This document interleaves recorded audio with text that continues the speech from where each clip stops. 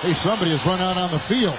Some goofball in a hat and a red shirt. Now he takes off the shirt. The guy is drunk, but there he goes. You know, our society is less civil than it once was.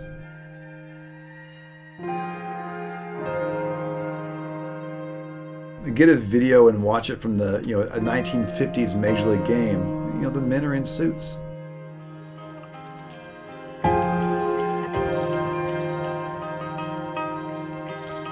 It was an event more than it is now, just a game.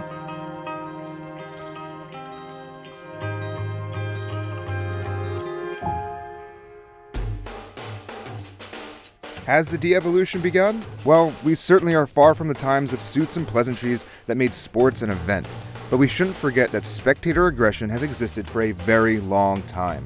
Back in the year 532, growing tensions came to a head during a chariot race in the Byzantine capital of Constantinople. A riot broke out in the Hippodrome and lasted for 5 days. 30,000 people were killed and most of the city burned.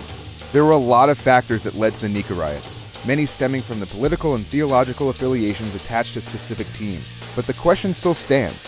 Why is spectator aggression so prevalent in sports? So I asked Daniel Wan, professor of psychology at Murray State. What are the major causes for spectator aggression? A lot of things can sort of play into that. The two things you can sort of hang your hat on would be alcohol consumption and identification. Alcohol in sports is like peanut butter and jelly, or mushrooms and your iTunes visualizer. They make each other better, but sometimes it's more like gunpowder and flint. For example, the Cleveland Indians once held a 10-cent beer night for a stadium of over 25,000 fans. This ended with players from both teams, some armed with bats, fighting against a swarm of fans that descended onto the field wielding knives, chains, and parts of the stadium they tore up. Borderline free booze is a terrible idea. That surprises no one. But should the sale of alcohol be banned at sporting events altogether? We know that alcohol matters. It lowers inhibitions, it serves as a cue for aggression. People that are intoxicated are more likely to believe that the acts others have done were intentional. When various teams have found a way financially to stop selling alcohol, the violence at the stadiums, it goes down. But it's not a realistic request in most situations. I don't think that the Cardinals at Busch Stadium and Brewers at Miller Park, I don't see these individuals stopping the sale of beer. Following a riot at the 1980 Scottish Cup final, alcohol sales were banned at Scottish football matches going forward.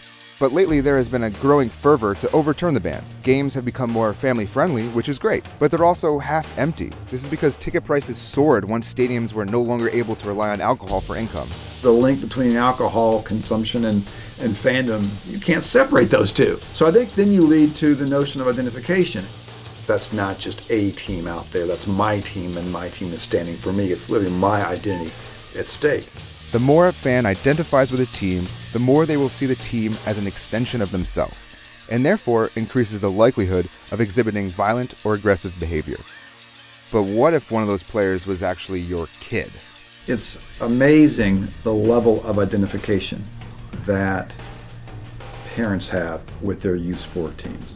We always talk about fans feeling like the team is their blood on the field. In the case of parents, it really is their blood on the field. And so many parents will see that child's performance as some type of judgment of how they are as a parent. Because again, that's where we've put sport into this society. Sports plays many roles in our lives. Sometimes we use sports as an escape, or to teach our children the importance of working as a team, or to be part of something bigger than ourselves so that we may have the opportunity to bask in the reflected glory. Whatever the reason of your fandom may be, it is important to always remember that it is just a game. And some games are better drunk, or when there's a villain to root against, or just with your family without having to worry about their safety. But seriously, stop being such a dick at your kid's soccer game. They're children, you asshole.